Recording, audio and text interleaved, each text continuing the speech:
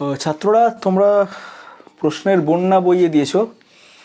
এখন answer writing টেকনিকে এতগুলো প্রশ্নের অ্যান্সার লিখে লিখে দেখানোর বোধহয় প্রয়োজন হবে না। আমি এই সেশনটা একটা Q&A সেশন করছি, দেখা যাক তোমাদের এই সেশনটা হেল্প হয় কি না। যদি মনে হয় যে এই সেশনটাতেও তোমরা স্যাটিসফাইড হলে না, যে অ্যান্সারটা লিখেই আমাকে দেখাতে হবে, যদি মনে হয় যে স্যার একটু লিখিয়ে দেখিয়ে দিন, তাহলে তোমরা ফার্দার কমেন্ট করো যে স্যার অ্যান্সারটা একবার লিখিয়ে দিন, আমরা লিখে নিতে চাই আপনার কাছ থেকে। তাহলে বলো, আদারওয়াইজ আমি চেষ্টা করছি একটা কোশ্চেন অ্যান্সার একটা সেশন করে মোটামুটি অ্যান্সারগুলো দিয়ে দিতে। জানে প্রথম প্রশ্নটা আমি দেবাদিত্যর কাছ থেকে নিচ্ছি। প্রথম প্রশ্নটা দেবাদিত্য বলছে, তড়িৎ লেপনের একটা সংজ্ঞা নিয়ে ওর অস্বস্তি হয়েছে। সেখানে আমি বুঝতে পেরে গেছি অস্বস্তিটা ও কম সক্রিয় ধাতু আর বেশি সক্রিয় ধাতু এই নিয়ে একটা ও ডিলেমায় পড়ে গেছে। দেখো, বেশি সক্রিয় ধাতু বলতে বোঝাচ্ছে যে ধাতুগুলো সহজেই বাতাসের জলীয় বাষ্প, অক্সিজেন এদের সাথে রিয়াকশান করে ফেলে, এর অর্থ বেশি সক্রিয়। ঠিক আছে, যেমন লোহা ফট করে ও রিয়াকশান করে ফেলে। ঠিক আছে, এইগুলোকে বলছে বেশি সক্রিয়, মানে নষ্ট হয়ে যায়। ঠিক আছে, তো এর উপরে কম সক্রিয় ধাতু যেমন জিঙ্ক, এ সহজে অক্সিজেনের সাথে রিয়াকশান করে না, তার প্রলেপ দেওয়াকে বলা হচ্ছে ইলেকট্রোপ্লেটিং। এখানে কোনো রকম ইলেকট্রোকেমিক্যাল সিরিজের কোনো রকম সম্পর্ক এখানে নেই। ঠিক আছে, মানে যেহেতু লোহাটা নষ্ট হয়ে যেতে পারে অক্সিজেনের সংস্পর্শে, জলীয় বাষ্পের সংস্পর্শে, তাই একে বাঁচানোর জন্য এর উপরে কম সক্রিয়, অর্থাৎ জিঙ্ক, কম সক্রিয় মানে জিঙ্ক মানে সে সহজে অক্সিজেনের সাথে রিয়াকশন ফ্যাকশন অত করে না, তার একটা প্রলেপ দিয়ে দেওয়া হয়। ঠিক আছে, তো এইটাকে তোমার পড়তে গিয়ে বা ওই অর্থটা বুঝতে তোমার অসুবিধা হয়ে গিয়েছে। এখানে ইলেকট্রোকেমিক্যাল সিরিজের কথা কিন্তু একবারেই বলা হয়নি। ওকে, আশা করি বোঝাতে পারলাম। নেক্সট কোশ্চেনটা আমি নিচ্ছি অর্ঘ্যদীপ ঘোষ। ও বলছে, অ্যালুমিনিয়ামের তড়িৎ বিশ্লেষণে ক্রায়োলাইট আর ফ্লুওস্পার মেশানো হয় কেন? তো এইটা অর্ঘ্যদীপ, আমি এইটা পড়িয়েছি অলরেডি, খুব ডিটেলসে আমি এটা পড়িয়েছি। যদি তুমি সার্চ করো ইলেকট্রোলাইসিস তুহিন স্যার, ইউটিউবে যদি সার্চ করো ইলেকট্রোলাইসিস তুহিন স্যার বলে, বা আমার ভিডিওতে, আমার চ্যানেলের প্লেলিস্টে গিয়ে সেখানে যদি তুমি ক্লাস 10-এর ভিডিওগুলো লক্ষ্য করো বা প্লেলিস্টগুলো লক্ষ্য করো, ক্লাস 10-এর ভিডিওতে তুমি পাবে ওটা, ক্লাস 10-এর যে প্লেলিস্টে সেখানেও পাবে। আবার আলাদা করে electrolysis, electricity and chemical reaction বলে যে প্লেলিস্টটা রয়েছে, সেখানেও তুমি এই ভিডিওটা পাবে। আর এমনি ইউটিউবে যদি জোরদার সার্চ দিয়ে দাও যে ইলেকট্রোলাইসিস হয়েছে, তাহলেও তুমি এই ভিডিওটা পেয়ে যাবে। পুরো ভিডিওটা দেখে নেবে। অ্যালুমিনিয়ামের নিষ্কাশনটা ওখানে পুরোপুরি খুব ডিটেলস আমি বুঝিয়েছি। আশা করি সেটা দেখে তোমার কোনো অসুবিধে হবে না। ঠিক আছে, তবুও আমি তোমাকে এক কথায় বলে দিচ্ছি যে ক্রায়োলাইট আর ফ্লুওস্পার কেন মেশানো হয়। সেখানে তোমরা দেখতে পাই যে অ্যাকচুয়ালি তোমার প্রশ্নটা এটাই ছিল, আশা করি, ক্রায়োলাইট ফ্লুওস্পার কেন মেশানো হয়। তো কী হয়, ক্রায়োলাইট মিশিয়ে দিয়ে ওর অ্যালুমিনিয়ামের গলনাঙ্কটাকে কমিয়ে দেওয়া হয় যাতে সহজে ওটা গলে যায়। ঠিক আছে, আর ফ্লুওস্পার কী করে, ফ্লুওস্পার মেশালে ওটার যে থকথকে ভাবটা, অর্থাৎ সান্দ্রতাটা অনেক কমে যায়। সান্দ্রতা যত কমে যাবে আয়নের চলাচল করতে সুবিধা হবে, অর্থাৎ ইলেকট্রোলাইসিসের সুবিধা হবে। সেই জন্যই এই দুটো মেশানো হয়। তো এক নম্বর ফ্লুওস্পার মেশানোর কারণ বুঝতেই পারছো, গলনাঙ্কটা কমিয়ে দেওয়া, আর ক্রায়োলাইট হচ্ছে সান্দ্রতাটাকে একটু কমিয়ে দেয়। তো এটাই খুব ডিটেলসে আলোচনা করে দেওয়া আছে। তুমি যদি আমার ইলেকট্রোলাইসিসের ভিডিওটা দেখো, খুব সুন্দরভাবে বুঝতে পেরে যাবে। ঠিক আছে, তো আশা করি সেই ভিডিওটা তুমি দেখে নেবে। তো এরপরে যে প্রশ্নটা আমি নিচ্ছি সেটা অর্ঘ্যদীপেরই প্রশ্ন, তড়িৎ বিশ্লেষণে ডিসির পরিবর্তে এসি ব্যবহার করা হয় না কেন? তো এটাও অর্ঘ্যদীপ, ডিসি তো একমুখী প্রবাহ। ঠিক আছে, তো এখন যদি এসি ইউজ করা হয়, এসি মানে কি, এসি মানে হচ্ছে বারবার তার পোলারিটি চেঞ্জ হবে, অর্থাৎ ক্যাথোডটা অ্যানোড হবে, অ্যানোডটা ক্যাথোড হবে, ক্যাথোডটা অ্যানোড হবে, অ্যানোডটা ক্যাথোড হবে, এরকম হতেই থাকবে। এসি ফ্রিকোয়েন্সি, আমাদের যে এসি আছে সেখানে এসি ফ্রিকোয়েন্সি 50 হার্জ। তো এরকম যদি 50 হার্জ ফ্রিকোয়েন্সিতে দেখা যায় কত তাড়াতাড়ি অ্যানোড ক্যাথোডের চেঞ্জ হবে, বুঝতে পারছো? যেটাকে তুমি ক্যাথোড ভাবছো সেটা কিছুক্ষণ পরে অ্যানোড হয়, কিছুক্ষণ মানে কয়েক মুহূর্তের মধ্যে অ্যানোডে পরিবর্তন হয়ে যাবে, আবার অ্যানোডটা কয়েক মুহূর্তের মধ্যে ক্যাথোডে পরিবর্তন হয়ে যাবে। তো অ্যানোড আর ক্যাথোড কিন্তু তখন আর ফিক্সড থাকবে না। তাহলে বুঝতে পারছো কী গন্ডগোলটা হবে। অ্যানোড ক্যাথোড যদি ফিক্সড না হয়, তুমি তড়িৎ বিশ্লেষণ কী করে সেই যে রেজাল্ট পেতে চাইছো সেই রেজাল্ট বা কী করে পাবে, আর তড়িৎ বিশ্লেষণ বা কী করে ঠিকঠাক করে হবে। বুঝতে পারলে, অ্যানোড ক্যাথোড এরা কখনো ফিক্সড হবে না। যদি এসি করে দাও, অ্যানোড ক্যাথোড পরিণত হতে থাকবে না। কারণ এসি মানে কি, একবার একটা এন্ড পজিটিভ, তো কিছুক্ষণ পর সেই এন্ডটাই নেগেটিভ, কিছুক্ষণ পর সেই এন্ডটাই আবার পজিটিভ। তাহলে অ্যানোড ক্যাথোডের কোনো সাহিত্য থাকছে না, তাই না? বোঝা গেছে, আশা করি বুঝতে পারলে। নেক্সট কোশ্চেনটাও অর্ঘ্যদীপেরই প্রশ্ন। সে বলছে যে কপার তড়িৎদ্বার ব্যবহার করে কপার সালফেটের জলীয় দ্রবণে কপার সালফেটের গাঢ়ত্বের কোনো পরিবর্তন হয় না কেন। তো এটা একটু আমি লিখে বুঝিয়ে দিচ্ছি তোমাদেরকে ছবি এঁকে। দেখো এবার আমি ছবিটা আঁকা হয়ে গিয়েছে। এখানে যেটা হচ্ছে দুটো তড়িৎদ্বার, এটাও এই তড়িৎদ্বারটাও কপারের, আবার এই তড়িৎদ্বারটাও কপারের। আর তুমি জলীয় যে দ্রবণটা দিয়েছো সেটা কপার সালফেটের অ্যাকোয়াস সলিউশন, কপার সালফেট আর জল মিশিয়ে আছে। কপার সালফেট জল মেশালে কী হবে, কপার সালফেটের এইভাবে ডিসোসিয়েট করবে কপার +2 আর সালফেট -2, আর জল ডিসোসিয়েট করবে H+ আর OH-, এইভাবে ডিসোসিয়েট করবে। তাহলে দেখো এবার ক্যাথোডের দিকে ক্যাটায়নরা যাবে। ক্যাথোড মানে এইটা যেটা নেগেটিভ, ব্যাটারি নেগেটিভের সাথে যুক্ত যেটা থাকে সেটা ক্যাথোড। ক্যাথোডের দিকে তাহলে কী আসবে, ক্যাটায়ন, অর্থাৎ পজিটিভ আয়নগুলো ক্যাথোডের দিকে চলে আসবে। যেহেতু ক্যাথোডটা ইটসেলফ নেগেটিভ তাই ক্যাটায়নগুলো ওর দিকে আসবে। ক্যাটায়ন কারা কারা আছে, Cu আর H দুজনেই ক্যাটায়ন, এর দুজন ক্যাথোডের কাছে এসেছে, আমি এসেছি বলে ক্যাথোডের কাছে জ্বালাতন করছে। আর ওইদিকে অ্যানোডের দিকে কারা যাবে, যারা অ্যানায়ন তারা অ্যানোডের দিকে, কারণ অ্যানোড ইটসেলফ পজিটিভ, অ্যানোড রডটা পজিটিভের সাথে যুক্ত আছে। তাহলে অ্যানোডের দিকে কারা যাবে, অ্যানায়ন যাবে। অ্যানায়ন কারা কারা আছে, সালফেট আর OH, এরা দুজন অ্যানায়ন, ওরা চলে যাবে ওখানে গিয়ে। এবার দেখো কী হয়। তো এবারে যথারীতি ক্যাথোডের রিয়াকশান যেটা হবে,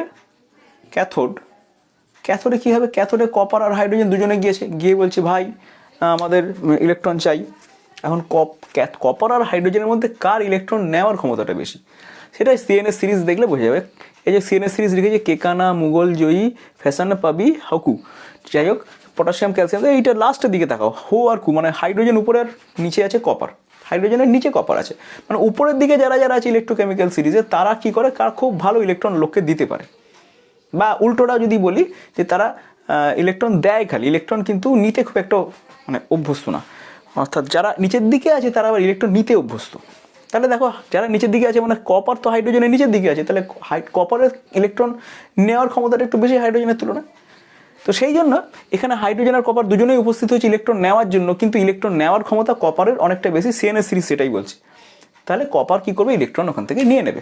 তাহলে কপার যদি ইলেকট্রন নিয়ে নেয় +2, দুটো ইলেকট্রন এখান থেকে নিল, ফলে কপার এখানে ডিপোজিট হয়ে গেল। তাহলে এইটার উপর আস্তে আস্তে আস্তে কপারের ডিপোজিশন কিন্তু একটার উপরে হতে থাকবে, ক্যাথোডটা আস্তে আস্তে মোটা হবে, কপার ডিপোজিট হতে থাকবে, রাইট। এবার কী হবে দেখো, অ্যানোডে কী কেস হয়, অ্যানোডে রয়েছে সালফেট আর OH-, অ্যানোড কারা কারা আছে, সালফেট গেছে, OH- আছে।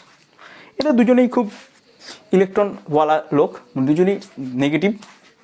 এবং একটা মজার ব্যাপার আছে, অ্যানোড ইটসেলফ কপারের তৈরি, তাহলে দেখো এখানে খেলা কারা কারা খেলছে, তাহলে এখানে কপারও কিন্তু খেলায় আছে, কপার আছে, সালফেট মাইনাস আছে, OH- আছে। এবার তোমরাই বলো, কপার, সালফেট মাইনাস, OH- এই তিনটের মধ্যে কার ইলেকট্রন ছেড়ে দেওয়ার প্রবণতা বেশি? সাধারণত ধাতুদের ইলেকট্রন ছেড়ে দেওয়ার প্রবণতাটা বেশি হয়। তাহলে এখানে ধাতু কে আছে, কপারই তো একমাত্র ধাতু আছে, সালফেট আর OH তো ধাতু না। তাহলে ইলেকট্রন ছাড়ার প্রবণতা কার বেশি, কপারের বেশি।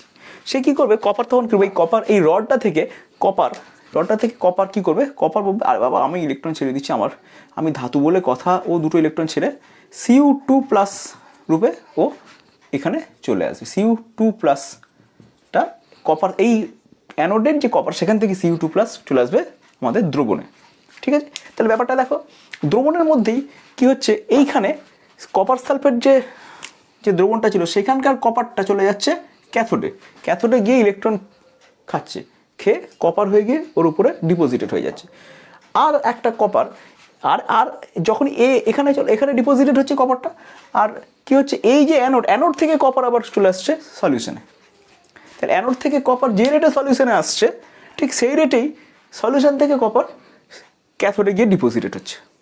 কপারের পরিবর্তনটা তো হচ্ছে না, কপারের কি পরিবর্তন, কপার কি কমে যাচ্ছে? তাহলে এখানে যেমন সলিউশন থেকে এখানে যেমন ডিপোজিট হচ্ছে ক্যাথোডে, ঠিক সেই রেটেই তো অ্যানোড থেকে কপারগুলো চলে আসছে সলিউশনে। তাহলে কপারের তো পরিবর্তন হচ্ছে না।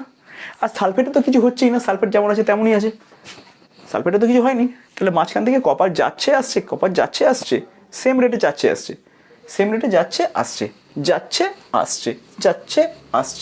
সালফেট যেমন আছে তেমনই আছে। তাহলে copper sulphate as a whole যেমন ছিল সেরকমই থাকলো, ঠিক আছে।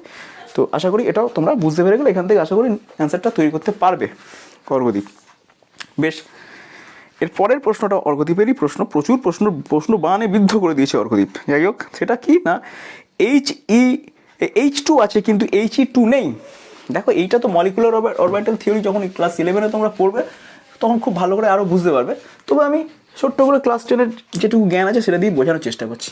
H2 কেন হয়, H এর কনফিগারেশন কি, এইচ এর কনফিগারেশন হচ্ছে এর একটা ইলেকট্রন আছে, ঠিক আছে। আচ্ছা, আর হিলিয়ামের কনফিগারেশন হচ্ছে এর দুটো ইলেকট্রন আছে, দুটো ইলেকট্রন লাস্ট আউটারমোস্ট সেলে দুটো ইলেকট্রন আছে, আর হাইড্রোজেনের আউটারমোস্ট সেলে একটা ইলেকট্রন আছে। এবার নিয়ম অনুযায়ী তোমরা সকলেই জানো যে প্রত্যেকটা অ্যাটম তার নিয়ারেস্ট যে ইনার্ট এলিমেন্ট আছে তার মতো ইলেকট্রনিক কনফিগারেশন চায়।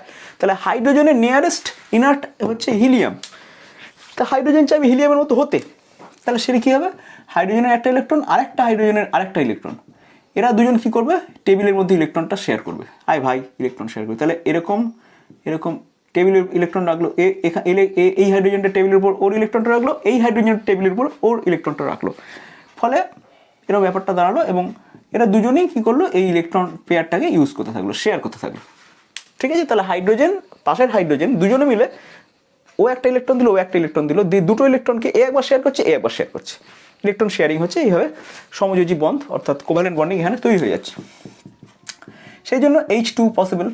কিন্তু হিলিয়ামের ক্ষেত্রে কী হবে, হিলিয়ামে তো অলরেডি দুটো রয়েছে, হিলিয়ামে যদি দুটো ইলেকট্রন থেকেই থাকে বন্ধু, তাহলে হিলিয়াম তো অলরেডি স্টেবল আছে, হিলিয়াম তো নিজে ইনার্ট, তার তো আর ইলেকশন করার দরকার নেই, অর্থাৎ তার ইলেকট্রন নেওয়ারও দরকার নেই, দুটো ইলেকট্রন হয়ে গেছে মানে স্টেবল। যেমন হাইড্রোজেনের লাস্ট আউটারমোস্ট সেলে দুটো ইলেকট্রন ছিল না বললেও ঝামেলা করছিল, যে আমার দুটো চাই ভাই, আমার দুটো চাই, আর একটা হাইড্রোজেনের থেকে একটা নিলাম, ভাই তুইও আমারটা নে আমিও তোরটা নিই, দুজনে মিলে দুটো দুটো করে পেয়ে গেলাম, আমরা আনন্দে পেয়ে ভুলে গেলাম। কিন্তু হিলিয়াম তো অলরেডি তার দুটো লাস্ট অরবিটাল সেলে অলরেডি দুটো রয়েছে, তাহলে ও কেন কানাকাটি করবে, ও কানাকাটি করার তো দরকার নেই, কারোর সাথে রিয়াকশন করারও দরকার নেই, যেমন আছে তেমন আছে ভাই, আমার কী দরকার আছে আরেকটা হিলিয়ামকে খুঁজে তার সাথে রিয়াকশন করার, কোনো দরকার নেই, আমি তো শান্তশিষ্ট হয়ে আছি, আমি তো ফ্রি আছি, আমি তো ভালোই আছি, ওকে, সেই জন্য ও কোনো রিয়াকশন করবে না। তাই H2টা পসিবল না, H2টা অবশ্যই পসিবল। এটা আমি মাধ্যমিকে জ্ঞান দিয়ে বললাম, মলিকুলার অরবিটাল থিওরির জ্ঞান এখন আমি প্রয়োগ করতে পারবো না, কারণ তোমরা সেটা বুঝতেও পারবে না, ঠিক আছে। আর আমারও কত মনে নেই মলিকুলার অরবিটাল থিওরিটা, মানে আমি পড়ে নিয়ে তাহলে তোমাদের বোঝাতে হবে, অনেকদিন কেমিস্ট্রি পড়া হয়নি, তোমরা যদি বলো মলিকুলার অরবিটাল থিওরি পড়ে নিয়ে স্যার এখন বোঝান, তাহলে আমি বোঝাবো। এখন মনে হয় না এসব ঝামেলা করে দরকার আছে, সামনে মাধ্যমিক পরীক্ষা আছে, কদিন পর 11-এ উঠে যাবে ভাই, কেমিস্ট্রি স্যারকে বলবে, কেমিস্ট্রি স্যার বুঝিয়ে দেবে, ঠিক আছে, অসুবিধা হবে না বুঝতে। যাই হোক, এই পরে আরও কোশ্চেন আছে ওরে বাবারে, অর্ঘদীপ তুমি প্রশ্ন বানায় আমাকে তো বিদ্ধ করে দিয়েছো। NaClকে NaCl এইভাবে লেখা উচিত কেন, কেন প্রশ্নগুলো NaClকে কেন এইভাবে লেখা হয়, বলেছি ভালো প্রশ্নটা ভালো। ও বলছে স্যার NaClকে এরকমভাবে লেখা উচিত কেন, আমি কেন কমন সল্টকে NaCl লিখে ছেড়ে দেবো না, অর্থাৎ কমন সল্টের কে আমি NaCl লেখার থেকে এইভাবে লেখাটা বেটার কেন, খুব সহজ উত্তর, তোমরা কেমিক্যাল বন্ডিংয়ে তো পড়েই নিছো, কেমিক্যাল বন্ডিংয়ে পড়তে গিয়ে এটা দেখেছো যে NaCl এর কোনো রকম মলিকুলার এক্সিস্টেন্স থাকে না, কেন থাকে না, না NaCl মানেই হচ্ছে Na প্লাস আর Cl মাইনাস এই আয়নের অস্তিত্ব থাকে, ঠিক আছে। তো আয়নের অস্তিত্ব থাকে, এখানে কি হয়, এই N এর চারপাশে প্রচুর এরকম কি থাকে, Cl Na প্লাস এইভাবে এই Cl অ্যাট্রাক্ট থাকে, আর এখানে কি থাকে Na প্লাস Cl মাইনাস, বুঝতে পারছো কীরকমভাবে থাকে ওরা, এইদিকে তাকাও, এইভাবে ওরা একটা ক্রিস্টাল ফর্ম করে থাকে, এবং এইভাবে এই ফর্মেশনটার কোনো সীমা পরিসীমা নেই, এই বিশাল ফর্মেশন হতে পারে ওর, ঠিক আছে। অর্থাৎ এরা অ্যাকচুয়ালি কীভাবে থাকে, আয়নিক ফর্মে থাকে, সোডিয়ামের প্লাস আয়নের সাথে ক্লোরিনের মাইনাস আয়নগুলো অ্যাট্রাক্টেড অবস্থায় থাকে, এবং ক্লোরিনের মাইনাস আয়নের সাথে সোডিয়ামের প্লাস আয়নগুলো অ্যাট্রাক্টেড ফর্মে থাকে, এবং এটা ইনফাইনাইট একটা ফর্ম থাকে যেটা একটা ক্রিস্টালকে তৈরি করে, কেলাস তৈরি করে, ঠিক আছে। সেই জন্যই এরকম লেখা উচিত, কারণ এটা আয়নিক ফর্মে আছে এবং কতগুলো আছে তার ঠিক নেই, তাই N এটা লেখা উচিত, ওকে। আর এটা তো বুঝতেই পারছো যেহেতু মলিকুলই না, তাহলে মলিকুলার ফর্মুলাটা এইভাবে লেখাটা উচিত না, তবু আমরা এইভাবে লিখে যাই, কী করা যাবে। তো আশা করি আমার উত্তরটা তোমরা বুঝতে পারলে। যাই হোক, এর পরের প্রশ্ন সন্দীপ রয় পরের প্রশ্ন করছে, সন্দীপ রয় কি বলছে, সন্দীপ বলছে HCl সমযোজী যৌগ হলেও জলীয় দ্রবণ তড়িৎ পরিবহন করে কেন। HCl সমযোজী যৌগ, বাবা HCl সমযোজী যৌগ, কিন্তু এর জলীয় দ্রবণ মানে জল মেশাচ্ছ তুমি, তাহলে কিরম কেসটা হয়ে গেল, H আর H2 H3O হাইড্রক্সি, এই H3O আয়নটা তৈরি হয়ে গেল, আর এখানে একটা ক্লোরিন, ঠিক আছে। তাহলে বুঝতে পারছো ক্যাটায়ন আয়ন তো হয়ে গেল, অ্যাকচুয়ালি HClকে জলে মেশালে এই কেসটা হয়, এখানে H3O প্লাস ক্যাটায়ন আর Cl মাইনাস, অ্যানায়ন তৈরি হয়ে যায়, অর্থাৎ এ তখন আবার জলীয় দ্রবণ। বুঝতেই পারছো কেন তড়িৎ প্রেরণ করতে পারে, এই কারণে তড়িৎ প্রেরণ করতে পারে, কারণ ক্যাটায়ন অ্যানায়ন এখানে তৈরি হয়ে যায়। ওকে, আশা করি তোমরা বুঝতে পারলে। সন্দীপ রয়। নেক্সট, প্রদীপ্ত অধিকারী। প্রদীপ্ত অধিকারী প্রশ্ন করছে বিবর্ধক কাচ হিসেবে উত্তল লেন্সের ব্যবহার। বিবর্ধক কাচ হিসেবে উত্তল লেন্সের ব্যবহার, দেখা যাক ছবিটা কি। তো স্টুডেন্টস, প্রশ্নের উত্তরটা তোমরা এইভাবে লিখে দেবে। বিবর্ধক কাচ হিসেবে উত্তল লেন্স আমরা হেডিং করলাম, প্রথমেই লিখে দিলাম ইউ মানে কি, এফ মানে কি। এখানে দেখো ইউএফ দেখানো আছে, ইউ মানে বস্তুর দূরত্ব, এফ মানে ফোকাস দূরত্ব। শর্ত কি সেটাও লিখে দিলাম, ইউ লেস দ্যান এফ, অর্থাৎ বস্তুর দূরত্ব হচ্ছে ফোকাস দূরত্ব থেকে কম হতে হবে। এরপরে আমরা লিখেছি পিকিউ বস্তুকে ফোকাসের মধ্যে রাখলে পি বিন্দু থেকে সমান্তরাল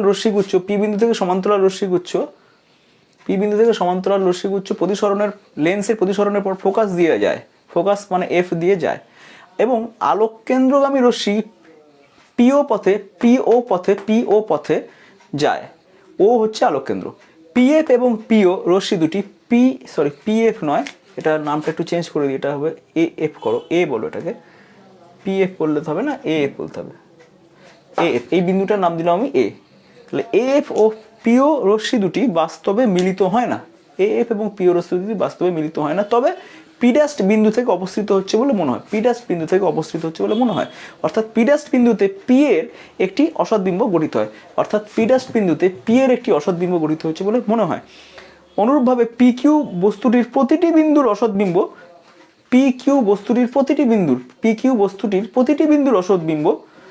পিডাস্ট কিউডাস্ট বরাবর গঠিত হয়, এবং পিডাস্ট কিউডাস্ট ইজ গ্রেটার দ্যান পিকিউ হয়।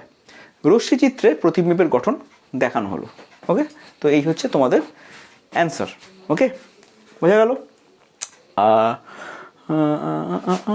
এটা লিখবে, সমান্তরাল রশ্মিগুচ্ছ লেন্সের প্রতিসিদ্ধ হওয়ার পর ফোকাস দিয়ে যায়, লেন্সের প্রতিসরণের পর ফোকাস দিয়ে যায়, ঠিক আছে। ওকে, আচ্ছা, লেন্সের প্রতিসরণের পর ফোকাস দিয়ে যায়, এটা ঠিক আছে। ওকে, এটাতেই হবে। ওকে, এখানে এ নামকরণ করে দেবে এই বিন্দুটার এ। এই এখানে ডিরেকশনে এই ছবি থাকা এবং ছবিগুলোর প্রপার যদি নামকরণ থাকে, তাহলে তুমি অবশ্যই সেই নামকরণ এখানে রেফারেন্স এখানে লিখতেই পারো, ঠিক আছে, কারণ ছবিতে স্পষ্ট করে নামকরণগুলো করতে হবে, ঠিক আছে। তো এটা লিখে নাও ভিডিও পজ করে, এটা খুব কঠিন প্রশ্ন মোটেই না, খুব কমন প্রশ্ন। যাই হোক, নেক্সট কোশ্চেন কে করছে দেখিনি। মোটিভেশন ওয়ার্ল্ড প্রশ্ন করছে ইলেকট্রোলাইসিস চাইছে গলিত আর জলীয় NaCl এর ইলেকট্রোলাইসিস নিয়ে ও খুব বিপদে পড়ে গেছে। গলিত আর জলীয়, ঠিক আছে বন্ধুরা, কত বিপদে পড়ার দরকার নেই। গলিত NaCl কি হবে? গলিত NaCl মানে তোমার Na+ থাকবে। গলিত মানে কি? তরল হয়ে গেছে, তরল মানে সান্দ্রতা তার কমে গেছে, এই আয়নগুলো ছটফট করতে পারে, তাহলে গলিত মানে NaClটা কি হবে? ভাঙবে। তাহলে ক্যাথোডে কি হবে? ক্যাথোডটা যদি তুমি গ্রাফাইটের করো, অসুবিধা নেই, গ্রাফাইটের ক্যাথোডে কে যাবে? ক্যাথোডে ক্যাটায়ন যাবে, অর্থাৎ এ যাবে। এই ক্যাথোডে কি থাকে? ক্যাথোডে প্রচুর ইলেকট্রন থাকে, তো একটা ইলেকট্রন নেবে, নিয়ে সোডিয়াম মুক্ত করবে। আর অ্যানোডে কি হবে? অ্যানোডে কেউ নেই, অ্যানোডে অ্যানায়ন, ক্লোরিন ছাড়া কোনো অ্যানায়ন নেই, সে যাবে। অ্যানোড এমনিতেই পজিটিভ থাকে, তাহলে ক্লোরিন কী করবে? একটা ইলেকট্রন দিয়ে দেবে, এখানে ক্লোরিন গ্যাস তৈরি করবে। তো এইভাবে রিয়াকশানটা হতে থাকবে, ঠিক আছে। তো ক্লোরিন গ্যাস আস্তে আস্তে ক্লোরিন Cl2 গ্যাস হবে, অর্থাৎ অ্যানোড থেকে ক্লোরিন গ্যাস বেরোবে, আর ক্যাথোডে সোডিয়াম ডিপোজিটেড হতে থাকবে। হলো, এটা যদি গলিত সোডিয়াম ক্লোরাইডে তুমি করে থাকো। আর যদি অ্যাকোয়াস করো, গলিত না করে যদি অ্যাকোয়াস করো, তাহলে কী হবে বন্ধুরা? অ্যাকোয়াস করলে এটাও বলে দিই, অ্যাকোয়াস যদি হয় মানে জলীয় যদি হয়, জলীয় NaCl মানে কি থাকবে? জল থাকবে, NaCl থাকবে, তাহলে NaClটা এই অবস্থা হবে, Na+ Cl-, আর জলেরও এই অবস্থা হবে, জল H+ OH-, এই জিনিস হবে। তাহলে ক্যাথোডে কারা যাবে? ক্যাথোডে যাবে হচ্ছে ক্যাটায়ন, মানে Na যাবে আর H+, এরা ক্যাথোডে যাবে, Na যাবে আর H+ যাবে ক্যাথোডে। আচ্ছা, এবার ক্যাথোডে NaH+ যাবে, এবার CNA সিরিজের কথা ভাবতে হবে, কী হবে? CNA সিরিজে সোডিয়াম অনেক উপরে আছে, হাইড্রোজেন অনেক নিচে আছে। সোডিয়াম যারা উপর দিকে আছে তাদের ইলেকট্রন ছেড়ে দেওয়ার প্রবণতা অনেক বেশি, আর যারা নিচের দিকে তার ইলেকট্রন নেওয়ার প্রবণতাটা অনেক বেশি। তাহলে সোডিয়াম আর হাইড্রোজেন প্লাসের মধ্যে কে ইলেকট্রন নিতে পারবে? অবশ্যই হাইড্রোজেন ইলেকট্রন নেওয়ার ক্ষমতাটা বেশি। তাহলে ক্যাথোডে গিয়ে হাইড্রোজেন প্লাস কী করবে? একটা ইলেকট্রন নেবে, নিয়ে H হয়ে যাবে, এবং এটা আস্তে আস্তে হাইড্রোজেন গ্যাস পরিণত, মানে একটা করে H জমতে H2 ফর্মেশন হবে, এবং ক্যাথোড থেকে হাইড্রোজেন গ্যাস বেরোতে থাকবে, ঠিক আছে? এখানে কিন্তু সোডিয়াম আর ডিপোজিটেড হবে না, তখন হাইড্রোজেন গ্যাস। আর অ্যানোডে কী হবে? অ্যানোডে কারা কারা যাবে? অ্যানোডে ক্লোরিন মাইনাস যাবে আর OH মাইনাস যাবে। ক্লোরিন মাইনাস আর OH মাইনাসের মধ্যে ইলেকট্রন ছেড়ে দেওয়ার প্রবণতা ক্লোরিনের মাইনাসটার বেশি, ঠিক আছে? তাহলে ও কী করবে? OH ইলেকট্রন ছাড়তে পারে না, ক্লোরিন গিয়ে ইলেকট্রন ছাড়তে শুরু করবে। তাহলে ক্লোরিন মাইনাস একটা ইলেকট্রন ছেড়ে দিয়ে কী হবে? Cl তৈরি করবে, এভাবে Cl2, একটা করে Cl জমতে জমতে Cl2 গ্যাস তৈরি হবে এবং অ্যানোড থেকে ক্লোরিন গ্যাস নির্গত হতে শুরু করবে, ঠিক আছে? তো এই হচ্ছে জলীয় NaCl আর গলিত NaCl এর তড়িৎ বিশ্লেষণে কী হবে তার খসড়া। আশা করি তোমরা বুঝতে পারলে। তো স্টুডেন্টস, যারা আজকে নতুন চ্যানেলটা ভিউ করছে তারা অবশ্যই সাবস্ক্রাইব করে রাখো। বুঝতেই পারছো চ্যানেলটা কতটা কার্যকরী তোমাদের জন্য। আমি তোমাদের জন্য খাটবো আর তোমরাও খাটো, ঠিক আছে? ভালো রেজাল্ট হবে আশা করি সকলেরই। ওকে, পরের ভিডিওতে আবার দেখা হচ্ছে। Tata, bye bye.